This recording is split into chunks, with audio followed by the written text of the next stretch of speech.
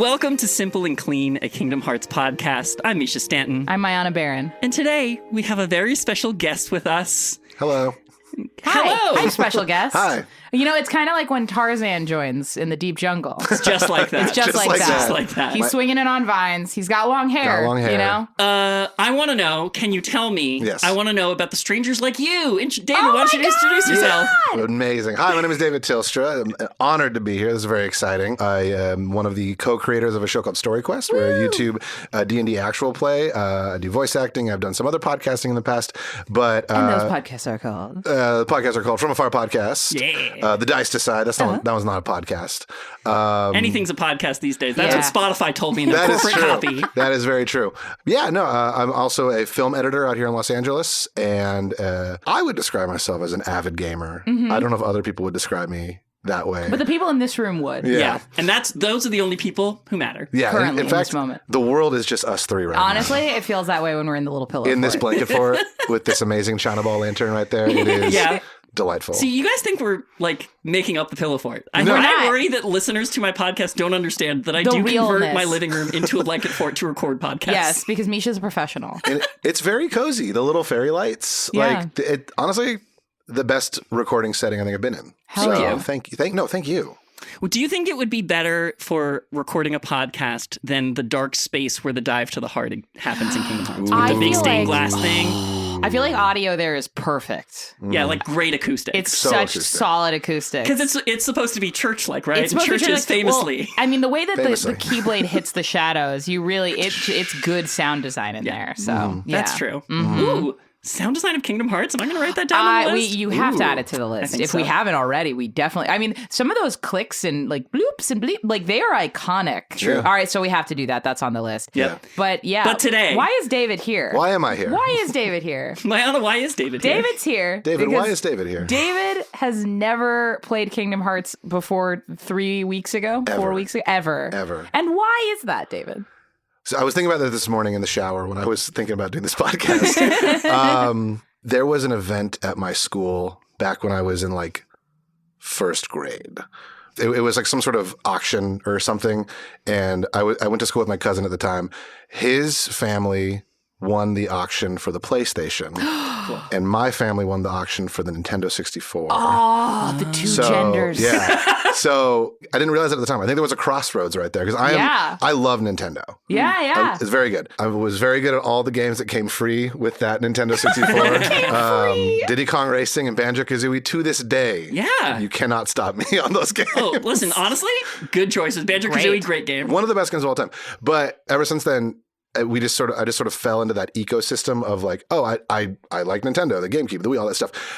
So growing up, I always definitely like saw Kingdom Hearts and saw all these other like Sony and PlayStation and Square Enix, whatever products. But part of me was like, That's my cousin's they're thing. not as cool as Diddy Kong Oh, Racing. no. So Yeah. through no fault of its own, Kingdom Hearts became a cousin game. It did, kind of, yeah. But so then growing up through like, elementary school and then high school, I feel like in high school, a lot of my friends started like getting into like Kingdom Hearts and started talking about it. And by that time I was just kind of like, I don't know if I get it. It seems kind of strange. After high school and college, I saw what it was about and I saw people like really like thriving around this game and like circling around this game. And I was like, this seems really, really cool. And then I watched a couple streams of it. And then I do some streaming with one of my other shows. Usually what we do is we'll have one person play a game and then the other people on the podcast will just sort of comment while they're playing. Sure. A classic form of media.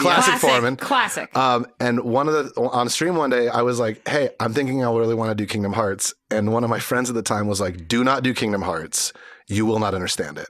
And I was like, can I curse? Yeah. The fuck? So I went to school for filmmaking and storytelling and screenwriting. I love storytelling. I love stories, love movies, everything. And you also love Disney. I love Disney. That's a huge part of this also. Disney is one of my favorite things in the world. Okay. And this person was like, it's such a complicated story. You won't get it. And I'm sorry. I'm making a face that's please. that's like that's the reason we're making this podcast in the first place. Yeah. yeah. And like they were just like, yeah, you're not gonna get it. It's and blah, blah, blah. And I was like, yeah, no shit. Nobody gets a story before they experience it. Like, yeah, like I won't get it if you don't explain it exactly. to me, dude. But like, it's a game you're playing to understand the story, basically. Yeah. And I just remember being like, wow, you're an idiot. And then I just didn't play it until recently. Yeah. And it's amazing. Really. Yeah. So Genuinely. tell us how you're finding it. I don't know, it feels, it's hard to describe. It's nothing like I thought it was going to be. Oh, first yeah. of all. What was your impression, or what was your assumption Kingdom Hearts would be before you played it? I thought it was just going to be kind of like a turn-based like action game kind of. So like more like Final Fantasy. More like Final Fantasy, yeah. And I thought it was going to be much more like, here's this Keyblade and go kill this shadow thing. Cool, fun. But like it starts out and you wake up and it's like, what kind of heart do you have or whatever? And I was like, wait, what? Like, where are we going with this? And then you fight this demon shadow guy. And then you're like, I think the part that really kind of stuck with me so far in the start of it was when you start and you go to the room and you're like, do you want to do the shield, the little magic thing, or the sword? And I was like, oh, there's a lot more to this game than just the like, let's fight some shadows with some weird shaped swords. Yeah, because so the thing that David's describing is what is called Dive to the Heart. That's right. Yes, Which is what the thank you. tutorial is called in Kingdom Hearts 1. Specifically, David is playing Kingdom Hearts 1.5 Remix on a PlayStation 5, for those who want the specs. That's actually, I didn't know that. Thank you. You're welcome. 1.5 is originally a remixed, like, kind of plussed up deluxe version of Kingdom Hearts 1 that was originally only exclusive in Japan for a very long time. I would say for the American audience, it's what we would call a director's cut. Yeah, it's the director's cut. Okay. So all the bosses have different colorways, which I think is really neat. You did mention that. Yeah. It's shiny. And they're like, and the combat is harder, and there's some connective tissue cutscenes and pieces that better fold Kingdom Hearts 1 into the rest of what will happen like Kingdom Hearts 2 and the other games. It's like revisionist history. Yeah. They're like, Riku had that one scene, remember? You know what? Remember? You know what it's exactly like? What? It's like the enhanced editions of Star Wars. 100%. Where like they went back and like fixed up the CGI yeah. and changed some scenes. Added someone to the background. Yeah. And, Yeah, Exactly. like, oh, that guy in the dark hood was there the whole time. Yeah. Crazy. Yeah. Han Solo walked over Jabba the Hutt? What? No, that's Kingdom Hearts 4, maybe. There you go, baby. But the Dive to the Heart is the tutorial section of the first Kingdom Hearts game. And one of the first things they have you do is, you have to choose between these weapons, which all have Mickey's face on them, obviously. A sword, a wand, and a shield. But they all have different little descriptions of what it means to choose this version of the weapon. Mechanically, what's happening is it's changing the level of EXP or like stat-based things for Sora. But which one did you choose, David? And why? Do you remember? Because I remember. I chose the shield, didn't I? You did choose I chose the shield. Because they're talking about protecting your friends. Talking about protecting my friends. Also, in my mind, I thought you would judge me if I picked the sword. No, I wouldn't. That's I don't know so why. funny. Yeah, no, but I picked the sword. I remember when we were going through it and you were kind of explaining a little bit of that. You were like, it doesn't really change a whole lot of the game, but yeah. A little bit. It's like, it's like certain incremental EXP things will be different. Yeah, I believe so. It's not like when you pick the wand, you don't get a Keyblade. No, you still always get the Keyblade eventually. Which one did you pick, Mischa? Yeah. Do you remember? I picked the wand because Oh my God! We got all three. Yeah, in any game, I'm always like magic user first, perhaps. And then, of course, I spent the entire run through hitting X to swing with my Keyblade and not really realizing how magic worked in the game at all. Me either the first time I played it. Yeah. It's interesting watching David play it because I think it's also like when you play it as a child, the mechanics are kind of like complicated. Inscrutable. But like playing it as an adult, watching David like be able to utilize the magic, I'm like, oh, this is way faster to kill things. Yeah.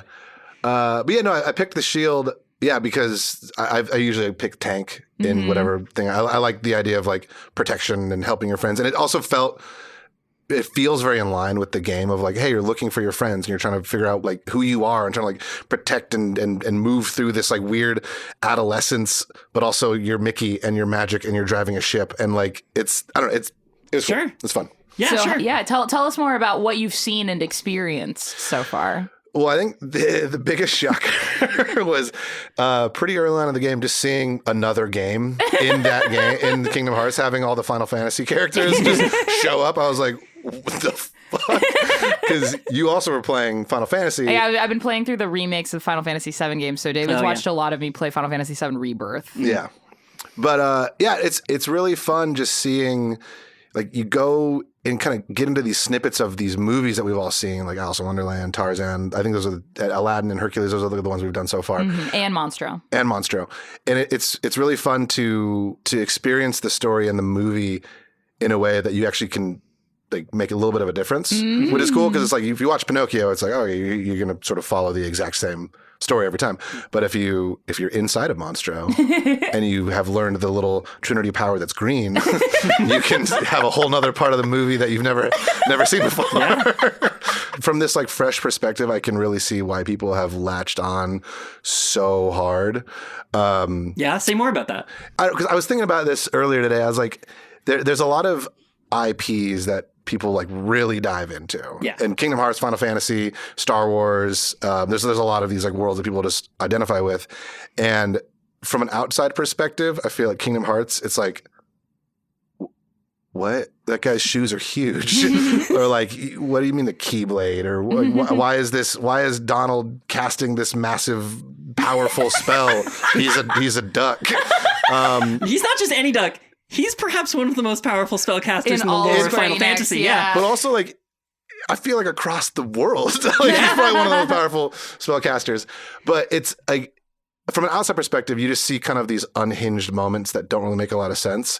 But then you get into it, and kind of we were talking about earlier, it's like it hits on a lot of these themes of like growing up and like finding who you are and like learning how to believe in yourself and like trust your friends almost in a little bit. So I think it's these really deep concepts wrapped in this really colorful, fun, vibrant world. And then you throw like Disney on top of that. And it's like, yeah, it's going to be just like a wildly winning combo. Because if you're looking for Mickey Mouse and Minnie Mouse is like, go find him. You're like, yeah, of course, Minnie, whatever you want me to do. Why wouldn't I go find Mickey? Yes, He's missing? Yeah. The three circles guy is missing? He's gone. The three that. circles guy. It's been really interesting too watching you play it, and then me secondarily like thinking about what it means to play it for the first time and things that don't necessarily, I guess, like hold up. Like the Gumi ship is such an interesting. I don't get that part.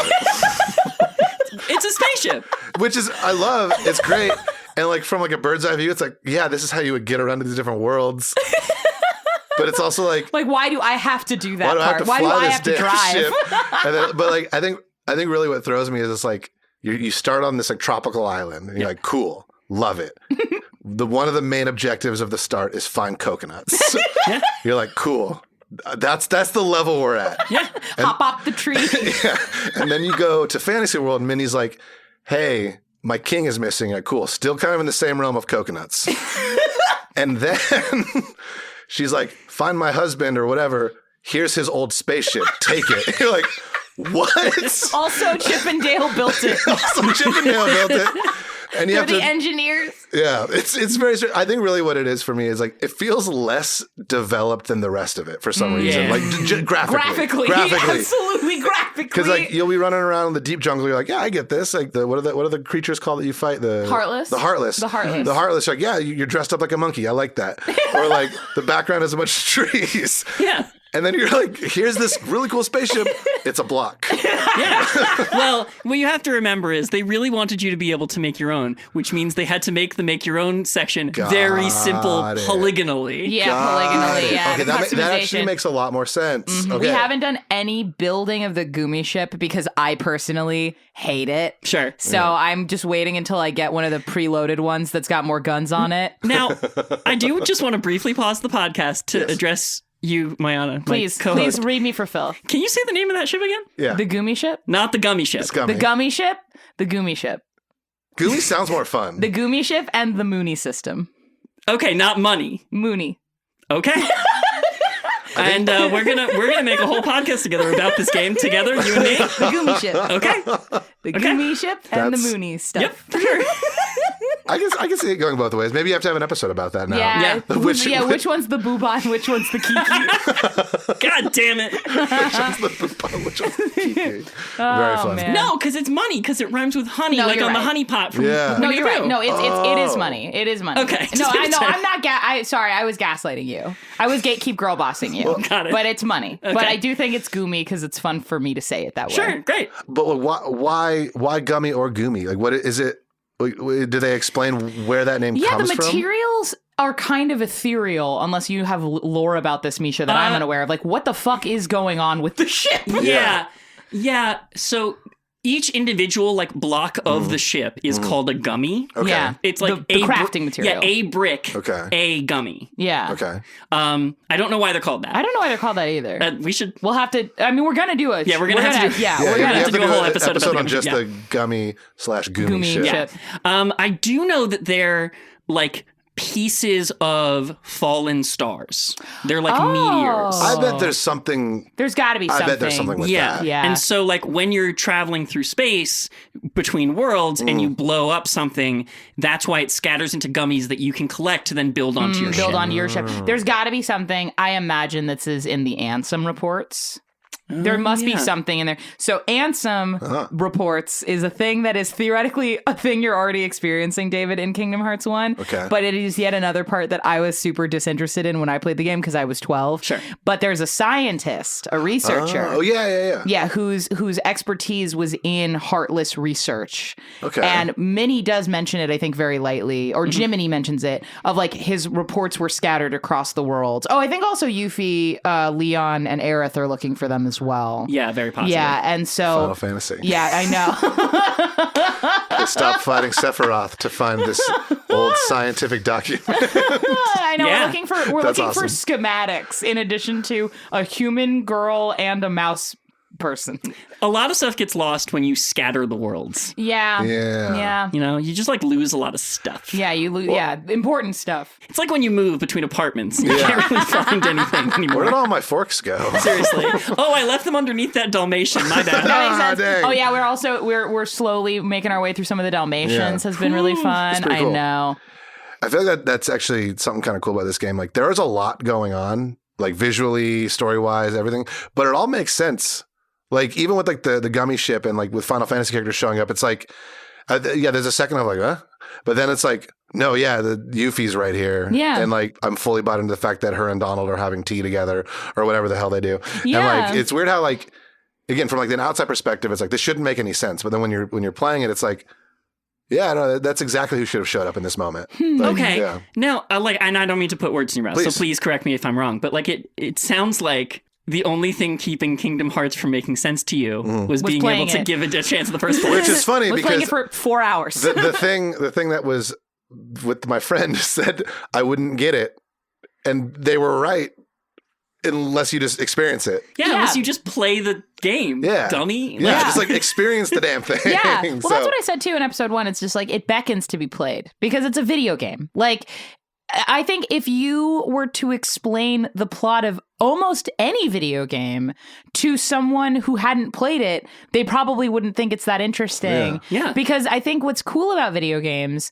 as opposed to pretty much every other art form, maybe besides books, is that you have to actively progress it. It can't, Yeah. it happens to you. That's a good point because I think there's so many games nowadays that are basically just like playable movies, Yeah. and when you're in the driver's seat of a story, you experience it differently. Yes, of course. So, yeah, I mean, it's making a lot of sense. It's very fun. I mean, it's very campy at times, but it's also like, yeah, this is great. I'm gonna run you through the worlds we've gone through and Yeah. just give me your like brief couple sentences review of each world. Got it. Okay, yeah. Deep jungle. Deep Jungle. It was very fun.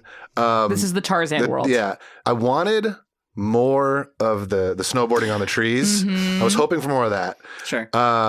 We all were. We all were. I definitely played that level of Sonic Adventure 2 a lot. Oh yeah. I definitely played that PlayStation 1 game that the Tarzan movie had to promote it. And Oh, it yeah, was- for sure. Yeah. Oh, remember movie tie-in games? Me too. Which kind of feels like what Kingdom Hearts is sort of like the last of that. Yeah. Oh. And Interesting. like the best of that. Yeah, I mean, there is a sense that like because nobody played Aladdin on the Sega Genesis and Lion King on the Sega Genesis. I played Aladdin on the PlayStation 1. Incredible. I loved that one. But like, there's a sense that like they really used this opportunity, Kingdom Hearts, to like make tie-ins for every single movie at once, Yeah. and like catch up. Yeah. I think my first thought of it was like the weird little maze-ness of it was actually kind of complicated. Yeah. Like if you swing on all the stuff on the treetops to get to the certain area, then you drop down through the canopy and you arrive in different parts of the jungle. I thought that was kind of cool, as opposed to like you leave one area and then you go to like the next canonical area. Like there's actually like these. Yeah, there's elevation. There's elevation. That's actually and there's the tree house at the top of the world. There's this middle kind of tree canopy segment, and then there's the base camp and the hippo area. Yeah, there is a lot of leveling, and that's so funny because I think. Of all the games that I can recall, Kingdom Hearts 1 is really the one that like makes you navigate it. Yeah. The other games I feel like are like a linear path and they're blocked by story moments or they're blocked by whatever, but it is just sort of like walk from point A to point B. Yeah. And there's not a lot of like figuring out the map. I agree. I attribute it a lot to Kingdom Hearts 2 specifically focused a lot on combat. Yeah. And so all of the world design became extremely flat and wide to facilitate large scale encounters. But what you lose in that, and we'll talk about it more when we get to that, and when we get to Kingdom Hearts 2, when you play it, it feels emptier. Yeah. Kingdom Hearts 2 as a game across the board. And I think Kingdom Hearts 1 has the opposite problem where sometimes it gets a little claustrophobic, especially the camera, which we have talked about. Oh yeah, the camera is pretty rough. Well, I've also been sort of replaying the PS5 version. Like, they do give you options to fix it a little bit. A little, and, and which once is you good. get used to it, it's like, okay, this is kind of fine. There's only been a few times, and I think it was actually in the deep jungle where we were like jumping around doing something. Yeah. And like, it had one of those like wild moments where the camera like it hits like a wall or something, like resets, and like all of a sudden you're flying through the trees and you're like, and the camera's like in front of you and you're like, what? All my directions just changed. Yeah. But yeah. So that's Deep Jungle. Deep Jungle. Olympus Coliseum. Good. I wanted more of that because Hercules was one of my favorite growing up. Me, same too. And I wow. Was that a same? Me big same. Yeah. Me big same. Also, Mischa big same. Also, same with yes. All right. Well, because I feel like there was a lot of cool stuff and maybe we're going to get to it in later games, but I feel like it makes sense why it's like, here's this fight area. Like fight all these things. Fight town. Welcome to Fight Club. But it's like, I think they could have done some cool stuff with like training, where Hercules is training with Phil, or like up on Mount Olympus, or like even like with some of the Titans and everything. But like it also does kind of make sense that it's like Hercules is kind of like the most like masculine one. And it's like, hey, come on in and fight this guy. Yeah. Like, so that's a great point. It is like you could see in the design meetings how we got there. Yeah. Of like, if we're gonna have a world, the thing that's interesting about Olympus Coliseum is one of the worlds that consistently asks you to return to it to get different higher level competition stuff, but it's because it's so small in its design. Yeah. That was another thing that blew my mind as we were playing through what we've gone through so far is how small the worlds are in Kingdom Hearts 1. They're quite contained. Yeah. That's I think just a symptom of like 3D games evolving as a medium. Yeah. I'm like, if you go back and play any 3D platform or any 3D game that asks you to navigate space, like in our 2025 world of video games, like every game is open world now. Yeah. It's just giant maps. Feels open world. Or is made to try visual illusion. Yes, but like they didn't have the processing power to do that. To give you the skylines like that. In the day. So like, but we didn't know what we were missing at the time, so we didn't even think about it. But now going back, they feel so much smaller. Yeah. Well, what's interesting about that though is I feel like, and I think it's because we've returned to Traverse Town so many times. It's interesting because like the first time you go there, you're like, I can tell there's stuff that's going to happen later. So you kind of are looking forward to the world opening up a little bit. But I thought just in the one moment we had where we fought hands for shoes. Hands for shoes, man. Wait, I put my shoes on my feet. I'm an idiot. I'm so powerful now because I'm upside down. Where hands for shoes comes out. But like the lead up to get that, to get to the hands for shoes fight is really fun because it's like, I think my favorite type of game is like platforming. Yeah. So he's eating good in the neighborhood. Oh yeah. So in this current game, and you're like, cool. We've been to all the 3 districts of Traverse Town, and we've found the Dalmatians live here, whatever. You find out that extra little bit of lore from I think the Final Fantasy characters, and you have to go behind the thing and open up the bell. Like you got to ring the bell to find the keyhole to Traverse Town. I thought they did it in a really good way, where it's like they didn't actually add anything more to Traverse Town, but it felt like it opened up, and now you're like, absolutely. now every world could have these like sort of hidden back alleys and like these fun little moments of like advancing, which I thought was cool because it didn't actually. You go to that one extra room, and then you're on top of you the find building. this like workshop, which theoretically I think you could go into the first time you go to Traverse Traverse Town, but like you don't need a reason to go there. Yeah. And the other thing that the lore about David is David loves like secret areas. I love secrets. I love secrets. Well, because you grew up playing Banjo-Kazooie and you learned that there's always something behind a waterfall.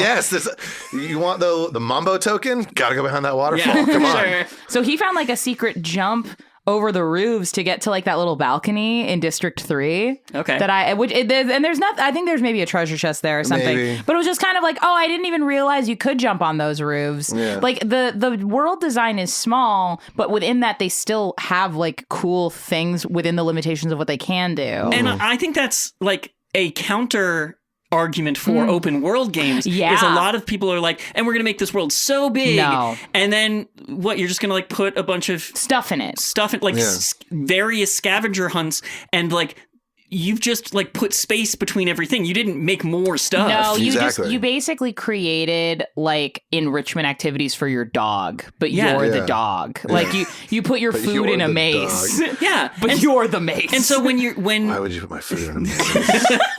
I just want my food. And so when you have to make your game small because it literally can't limitations. You be can have It makes you a creative. megabyte limit or whatever. Yeah. It absolutely, like, it makes you fill that space with the same amount of stuff because your brain craves a certain amount of stuff when you're playing a game. I completely agree.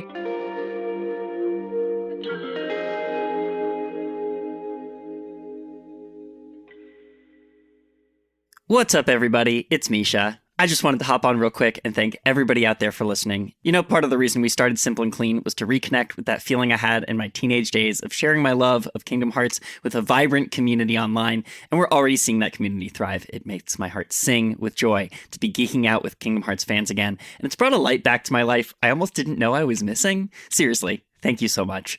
If you want to keep that light going, you can help us out at patreon.com/simpleandcleanpod. Joining the Final Mix tier will get you ad-free versions of our episodes each and every week. But if you can't swing that right now, that's A-okay. Other ways to help us out. Leave us a review on your platform of choice. Share an episode with a friend, maybe someone you've been trying to get into Kingdom Hearts with you. You can follow us on Instagram at simpleandcleanpod and chat with us there. We'd love to hear from you. The show is made to share our love of this silly little game with you, so please come share the love. One place we really feel the love is the Multitude Podcast Collective, of which we are a proud part. Multitude has a ton of great podcasts to listen to, and this week I think you should listen to Pale Blue Pod, an astronomy podcast for people who are overwhelmed by the universe but still want to be its friend. Each week, astrophysicist Dr. Moya McTeer and a new guest demystify space one topic at a time. Sound familiar? If you love having your mind blown about stuff you already thought you knew about, and if you're listening to us, I have to imagine that you do, then this podcast is for you. There's over 100 episodes to choose from, but for the video game fans out there, might I recommend starting with the episode where Moya and I play the game Outer Wilds together. Moya comments on the accuracy of orbital mechanics in the game, and I fall into the sun and die a lot. It's a hoot. New episodes drop every Monday, so go check out Pale Blue Pod wherever you do podcasts.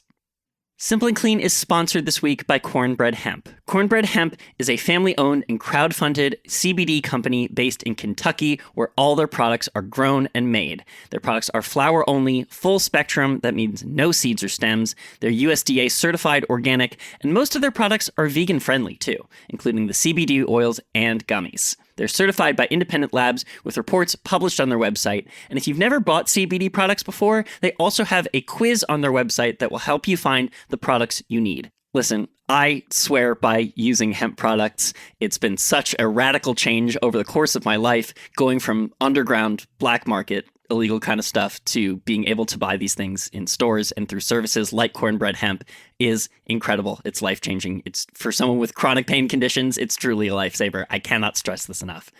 So if this sounds like it's for you, go to cornbreadhemp.com and use code SIMPLEANDCLEAN for 25% off your order.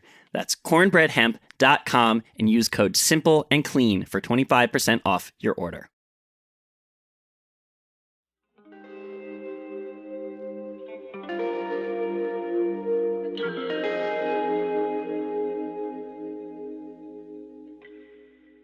Going off of that, Wonderland, which is another interestingly designed one. Yeah.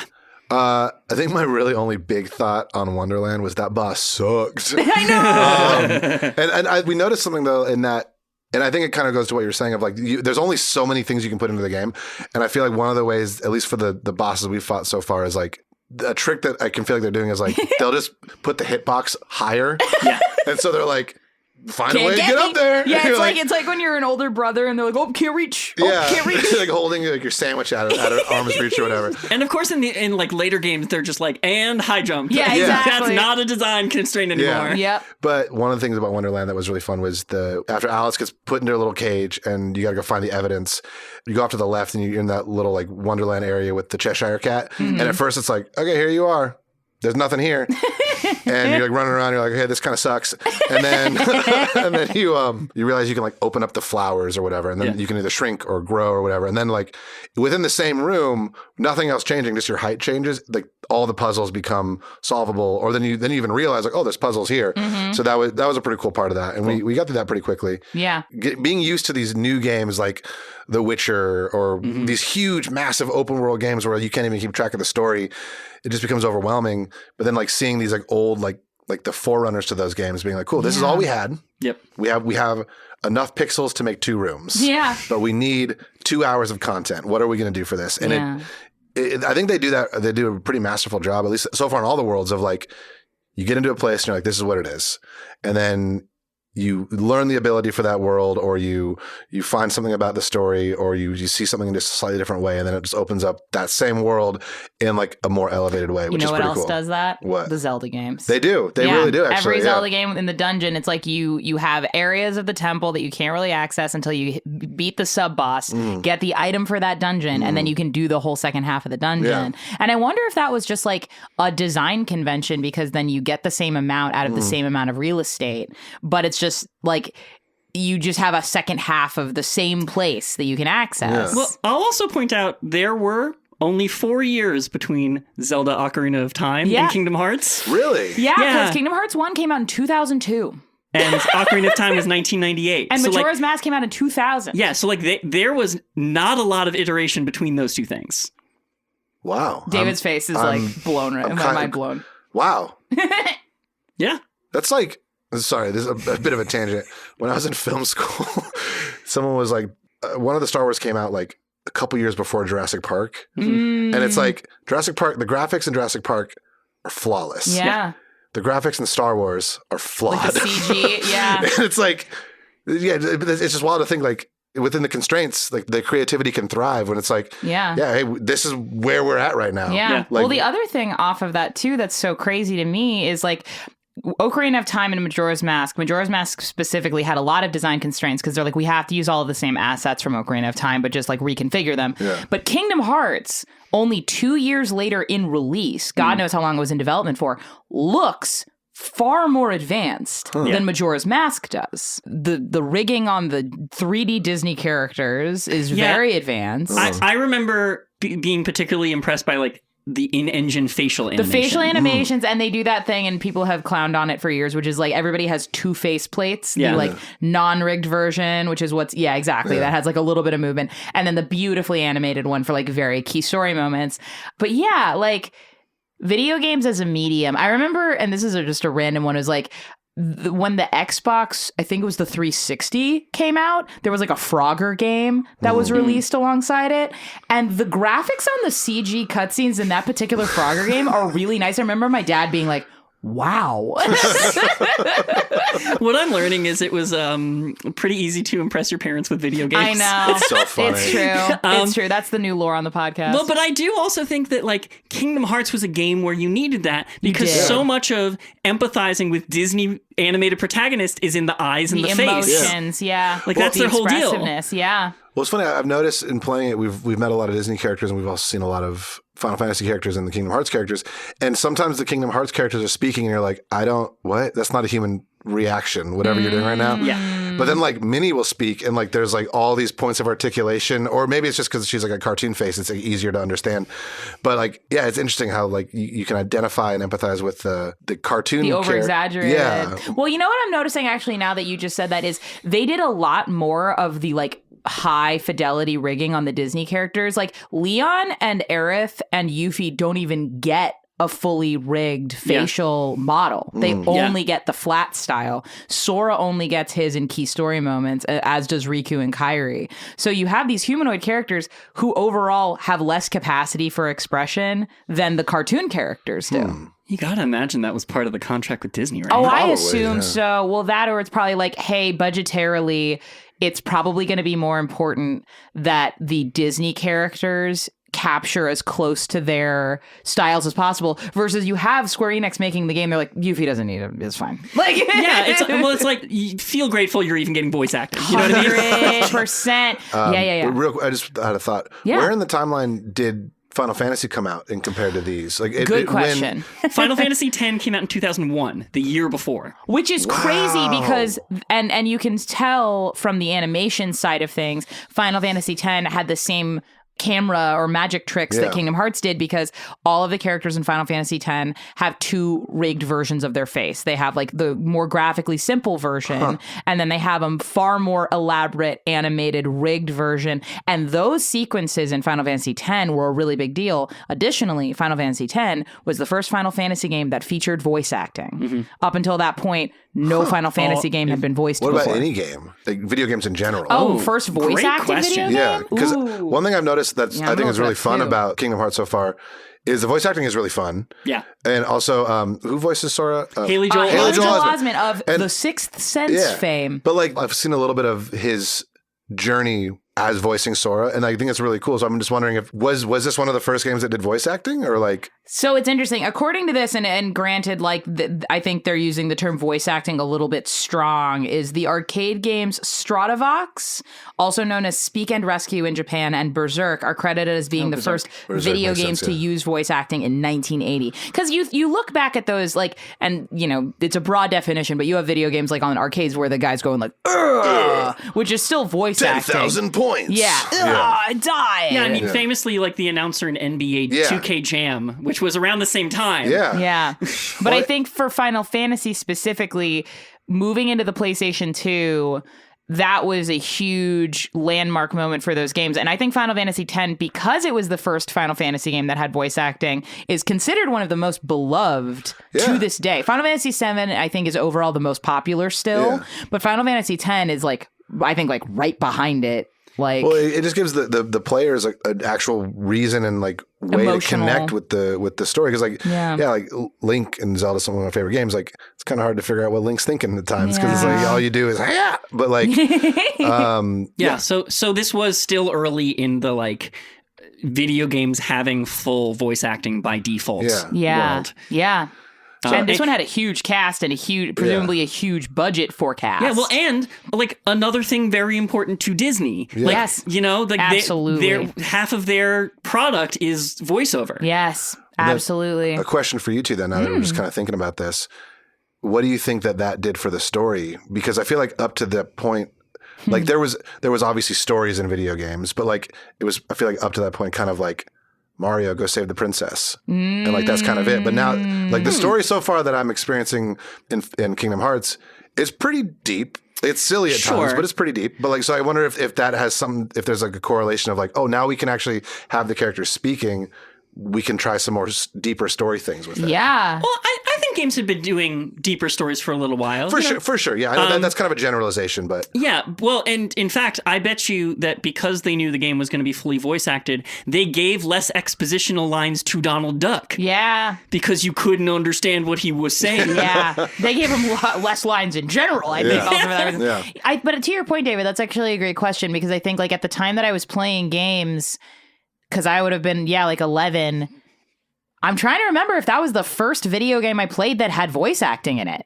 Because it might have been. Very possibly. And I think that, like, the kids, like Haley Joel Osment, I think, was probably like 14 or something. Like he was fresh off the success of the Sixth fresh Sense. off the sense of the and Hayden Panettiere played Kairi. Fresh off the success of Remember the Titans. And David Gallagher played Riku, fresh off the fame of the Seventh Heaven. Hell yeah! Wow, I was gonna make something up, but you nailed that one. Well done. But I have no idea. I've never watched Seventh Heaven, a popular show, presumably. What kind of question? Has? Was David Gallagher in anything besides the Kingdom Hearts franchise in Seventh Heaven? I assume yes. You gotta hope so. I got you for his bank account. I hope so. Please, David. Or he has another passion.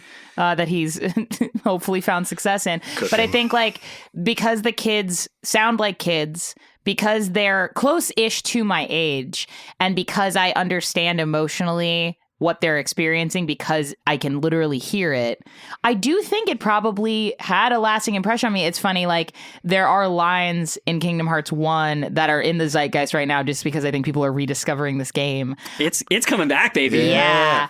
And the most iconic one, I think, being "You're stupid," which we will get to. You will get to that line pretty soon, actually. Yeah. Nice. But yeah, I think that was probably a huge part of why. Like, I remember how Sora sounds. I remember how Kairi sounds. Well, there's definitely something to the fact that like Final Fantasy X aside, like Metal Gear Solid, Berserk, those kind of things are all about adults. Yeah. I think that's actually more. Yes, I think that's exactly. There were not a lot of kid protagonists in video games at that time, I think. Or if they were like anime Link or protagonists Zelda or in whatever. text-based games. Yeah. This is the first one where there was a kid protagonist and he was talking. Deep voice acting. Yeah. Wow. That's cool. Yeah.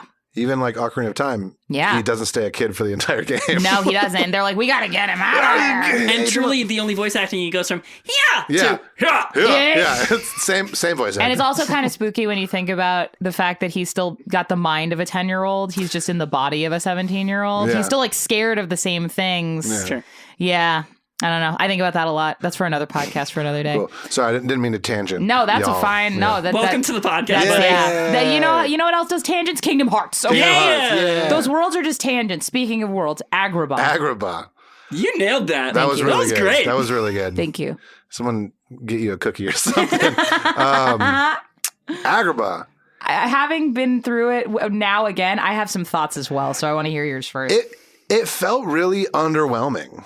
Yeah. Like up until you get to like the dungeon of it, which I feel like it was two sides of one coin. Like all of the top overworld of Agrabah, you run around with like the weird spider pots and kind of chasing Jafar. Well, I think this is also, at least the way we've been playing it, this was the first time that one of the villains actually showed up. Yeah. So Jafar showed up. Hades was in the Hades was there, but he's not really doing any. He's just like, yes. Yeah. Yes. The Queen of Hearts is there, but she's not doing Kingdom Hearts stuff yet. Yeah. She's Yeah. really just being the character She's- from yeah. Wonderland. Yeah, and it's kind of funny because one of the things that was really exciting to watch him experience was like when Sora gets pulled up into the portal for the first time, they cut to that spooky villain council, Yeah. and it's all the silhouettes of the bad guys, and then you realize like half of the bad guys aren't actually really helping with anything. Yeah. They're just like personality hires. Yeah. So Hades and Queen of Hearts are absolutely personality hires. They're doing very little for Maleficent's ongoing villain project. From like the 3 cutscenes we've seen of the League of Extraordinary Villains or whatever it is, it really feels like Maleficent is like, y'all, come on. Did you not read the documentation? Like, y'all aren't I doing, sent the Callan you bite. aren't doing I sent the anything. Callan bite. But yeah, so Jafar showed up in Agrabah. That was kind of cool. It got a little bit confusing because it's like all of a sudden he's like, Sora. You and I'm like thinking like from Sora's perspective, it's like, who the fuck is this tall man with the snake staff? Yeah. I don't know you. I'm trying to find my friends. The chosen one. Like, no. Well, and one of the things I always found funny is like power in Aladdin comes from 2 places, right? There's the genie, whose power is being Robin Williams. And Probably one of the best powers, actually. And Jafar, who is the only other sorcerer in the existence. world, yeah. And so to put him in a context of Kingdom Hearts, where like you've been doing magic the entire time. Yeah. You know what I mean? It's That's just so like, funny. okay, Mr. Snake Man, Blizzard. Like, Yeah, leave you me can alone. only do the one spell as far as I can Yeah. tell so far. I've killed all your pots. You don't even know about Agas yet. Arrow, I don't know her. But yeah, it felt like they designed the second half of the world, which was like the inside dungeon, which genuinely was like pretty confusing and like pretty complicated. I felt like they designed that first and we're like, cool. That was fun. Oh, we have to make this Aladdin? Shit. All right, the marketplace and the tiger, sand tiger. Yeah, we'll do that too. Yeah. I didn't like Agrabah all that much, to be totally honest. I had a lot of opinions playing through it again this time, which was like, I think Tarzan or Deep Jungle did a good job of at least setting you in a feeling of like, technically Jane, based off of her costume design, is like post-film, but Clayton's still there. Yeah. So it's very much in a moment of like, we are in the jungle in the midst of what's going on in the movie. You can make the argument that like the movie Tarzan is happening, Sora comes in for a couple scenes in the middle that got cut out of the movie, and then he dipped, and then the rest of the movie still happened. And then Olympus is very much post Hercules. Presumably because like Hercules is actualized and he has a Colosseum that he owns and he's not going back to Olympus. So presumably that's post movie. And well, and I think just briefly that like as we go through worlds for episodes of the show, like we are going to spend some time talking about like where in the movie it comes from each game lives. Yeah, 100%. I think that the thing that was noticing about Agrabah is happening not really at all in the context of the movie, and yet is trying to. Yeah, because then you have like that weird little scene at the end where like the same scene at the end of the movie where like where Aladdin sets Genie free. Yes. You kind of have that because of Sora. Yeah, but it does feel it. I think that's. I don't think I was able to verbalize it, but I think that's exactly what it was. It's like everything else felt like you were in the movie. Agrabah was kind of like you're in the city. And Aladdin happens to be here. Yeah. Kind of thing. Like Aladdin in repertory. Yeah, like all exactly. of the faces are there, all of the places are there, but none of the specific scenario was happening. Exactly. Yeah, it feels like, I think at best, Sora should feel like a visitor in the realms. Okay, I am going to point you to the recreation of Let It Go from Frozen in Kingdom Hearts 3, which is just shot-for-shot remake, but Sora, Donald, and Goofy are in the background in the snow. I know. I would give... I cannot wait. Is that what you want? I would give... No, that's not what I want. I am very excited to talk about that in depth because I have so many feelings all right. about that specific moment. But I think that, like, at best... I think that Kingdom Hearts is very close to like Star Trek in this idea of like we must not necessarily because like they're and they touch on it in different levels. Depending. Goofy has the Prime Directive. He's director. He's like the king told us not to interfere. Yeah, That's exactly. pretty good, Goofy. Thank you. Wow. Donald. Gorsh. Xehanort. Hell yeah. Anyway, but yeah, and so okay, final world we've gotten to so far, Monstro. What a world! First of all, think, and this is not a shot at you. What a way to start. Let's go. I was a couple of things. I said I like platforming, so like double jump was something I've been looking forward to, and we got it in Monstro, which is great. But I think because I was so looking forward to finding double jump, you kind of built Monstro up as like a whole world, and it kind of felt more just like you're sort of here. You got double jump, and then you sort of left. You know what's interesting, and that is so fair. Have we finished it? We did Because it was like you kind of just like you're in him, yeah, and then. And you're kind of hanging out with like the broken ships, and then you leave, like, which is kind of weird. Yeah, it's like a detour because the other thing that's interesting about Monstro is you're on the way somewhere else, and Monstro eats you in space, which is also the implications of it anyway. But like, just in general, I do love space whales as a trope. Me too. A lot of sci-fi and fantasy do space whales, and I love it every single time. Yeah. I think I built up Monstro not necessarily because I like the world design, because I actually hate the world design of Monstro, and we will talk about that at another time. But I thought it was because Monstro happens way later, and I was getting annoyed in my mind because I was like, man, you spend so much of this game not being able to do double jump.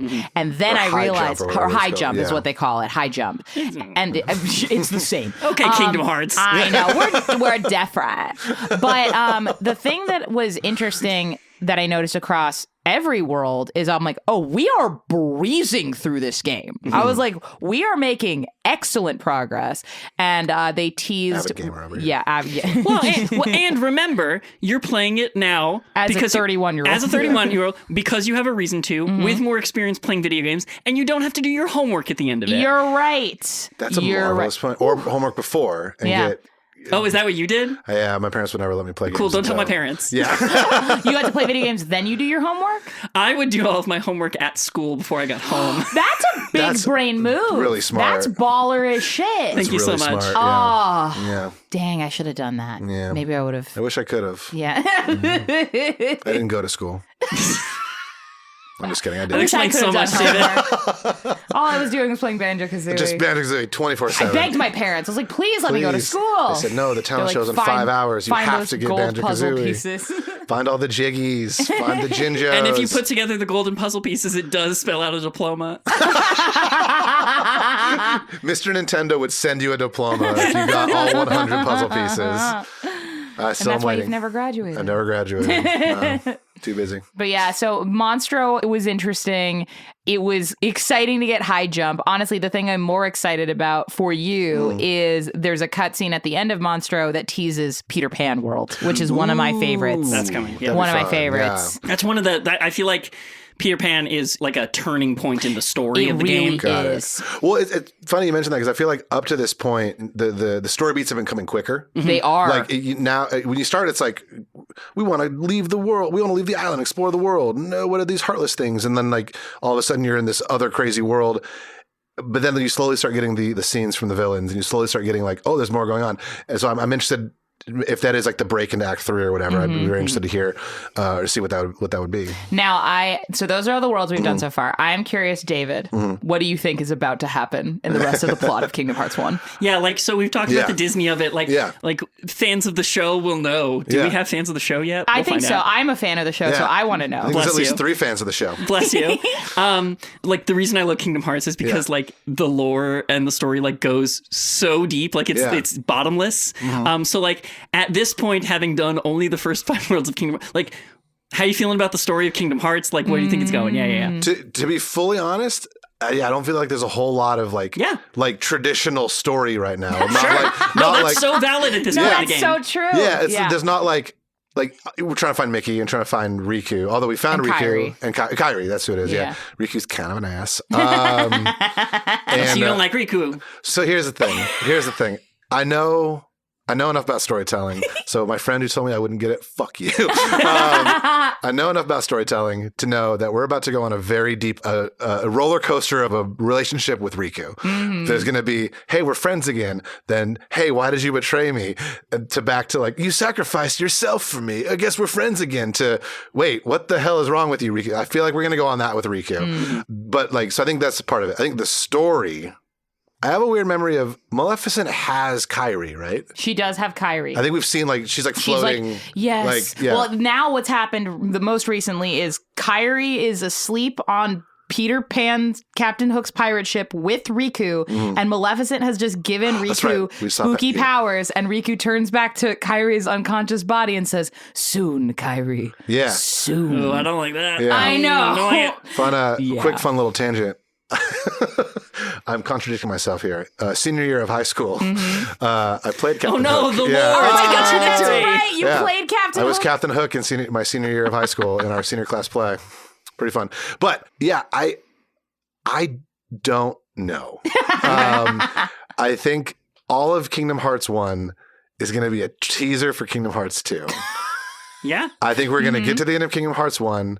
Sora is going to be a little more actualized, a little more self-realized of like, I can do it. And he's going to be there, and Kairi's going to be on the Jolly Roger, and he's going to be inches away from saving her, recapturing her. I'm not sure exactly what he's trying to do with Kairi. And then she's going to disappear. And it's going to be that classic like film school ending, the end, question mark. I think it's going to be sort of like he's going to almost get, because at this point he's looking for Kairi. That's the story. Yep. Yeah. We're going to get to that moment. And then it's going to be snatched away probably by Oogie Boogie. Okay. Probably. So you think at this juncture that the Jolly Roger is the last world you go to? No. Okay. What do you think's the last world you go to in Kingdom Hearts 1? Magic Kingdom. Ooh. Okay. Or Epcot. No, I think the last. Okay, if I was just thinking of the classic Disney movies, I feel like it'd be cool if it was like Snow White. Oh, that would be cool, and it would be a good tie-in for the tile at the beginning. And then, I mean, Maleficent's from Snow White too, right? Maleficent's from Sleeping Beauty. Sleeping Beauty, that's right. Which is also interesting she's in charge. Yeah. Who's the villain? The Evil Queen. The Evil Queen, yeah. She doesn't have a name. Yeah, She's the Evil Queen. She's very slay. Yeah. Her power is she's very slay, and she slowly opens a curtain over the window of the ride at Disneyland. That is what the Evil Queen is. She just like does a bunch of evil magic and makes a poison apple. Like She that's does. famously. Yeah, she do a slay. Yeah. Got it. No, that's another lady. I don't know who that other old lady is. That's not my Evil Two Queen. completely different Two people. different people. But yeah, I want to hope that it's Snow White. I don't think it's going to be. I think it's going to be some like fucked up Final Fantasy world. Yeah. I think we're going to fight like Barrett or something. You do the entire game. You do all of the classic Disney films from your past, and then you show what's this world, and it's Midgar. Yeah. But where Sora becomes soldier. It takes a dark turn. Dark turn. Basically, to summarize that, I think the story somehow Sora is going to almost get Kairi. Yeah. She's going to be taken away, Yep. and it's either going to be one of two things. Either him and Riku bond together at that point, like, we got to go save Kairi because now we realize that this witch is evil, or the opposite. And Riku's like, fuck you, dude. I'm on this team now. I have Kairi. You don't. Sure. And without spoiling anything, what would you say if I told you it was maybe both? Yeah. I would be very excited, actually. Sick. Very excited because it's like a fun combination of like the very fun, hopeful Disney storytelling with this like little more adult, intense, like all the villains from Disney movies are banding together to steal this one girl. And it's like, okay. Well, now we've done Wonderland. Yeah. Where did Alice go? Oh, that's right. They're taking the Princesses of Heart. Yeah. So, And Alice is within a spooky room, and she was looking very scared. that's true. And Riku- Jasmine was nowhere to be seen. Jasmine in was Agrabah. missing as well. Yeah. Yes. So yeah. So then So then Kyrie's gonna get stolen, probably by Oogie Boogie. He seems like the most likely to steal Kyrie. For sure. Most kidnappable. Most kidnappable. Sora's gonna be down in his lowest moment. I failed. The Keyblade isn't working. It isn't unlocking. It isn't slicing. None of the things keys or blades do. Then, boing, the light's going to turn on in the distance. He looks up. Jasmine, Alice, Belle, and Wendy are all the Princesses of Heart. And they give him the hope to go to Kingdom Hearts 2. Amazing. You did it. You can now buy the second game. That's great. And there were no other games in between. Yeah, buddy, do you think Kingdom Hearts 2 is the second game? Until just now, I did. Incredible. Until just now. Because Yeah, I thought numbers worked that way, but I guess not. Welcome to the franchise, buddy. Amazing. Well, Very excited. David, you've been a delight to Oh, have gosh, thank on, you. and I hope we can have you back as you play through more of the Yeah. franchise. I would love to come back Get and your talk more. updated opinions about things. Before you go, please help us fill out our Jiminy Journal entry for you. Journal entry. Oh, Please- that's fun. Okay. Thank you very much. Please tell us a little more about you and where people can find you. Got it. I love that. Chronicle your travels. My chronicle my travels. Yeah. My name is David Tilstra. You can find me on all the socials at David Tilstra. You can find me on Steam at Orange Melon Face. If you want to come play send him a games with present. me. If you want to send Yeah. him Kingdom Hearts games. Send me Kingdom Hearts Yeah. games and I'll play them on my PC. They're on Steam now. Yeah. They are. Yeah, so I like I said, I do some voice acting. Me and Mayanna are on a show called Story Quest. It's a D&D 5e actual play, both podcast and visual show. Because we have Spotify Say Podcast would be anything. Yeah, is true. that is anything. that is anything. Yeah, I do voice acting. I do podcasting. I do YouTubing. I stream most weeknights, either at StoryQuest or at From Afar Podcast. If you find me on Blizzard, on Overwatch, Okay. as Orange Melon Face, you'll probably be killing me because I'm not very good at that game. I'm just very excited to be brought on to chronicle my Kingdom Hearts journey because up to this point, it has been nothing like I thought it would be. And it will continue to be exactly that. Good. I'm very excited. Yeah, you're you. I'm more of a cat person, I think. I would also say David is very Sora coded. I think we should. Yeah. I think when we should have guests on, we should say which character they remind us of. Ooh, that's a good one. We'll carry that forward. Yeah, I do Yeah. believe you're very Sora coded. 100%. David, you means have a big lot. protagonist energy. Oh my gosh. Thank you. Yeah. On the Sora episode, you made a brief cameo reference appearance. Who's Sora? He's the girl who falls from the sky. Oh, one more. Of the Keyblades you've seen so far, which one's your favorite? You've only seen like 3. Oh, the main one. We had one main cool one. Yeah. And then one made of bones. And That's the deep jungle and one. then one made of like short. Actually, the short one was kind of cool. Oh yeah, the short one. I think that's 3 wishes. Agrabah. Yeah, the 3 wishes. Yeah. That one was kind of cool. Cool. But the main one is, it's like classic. Classic. Looking. It's like very cool. It's the one in all the photos. Well, we will see if that carries forward when we bring you back closer to the end of the first game. Thank you so much for joining us here. Yes. Thank you for having me. This is a blast. And until next time, listeners, may your heart be your guiding key. Yeah.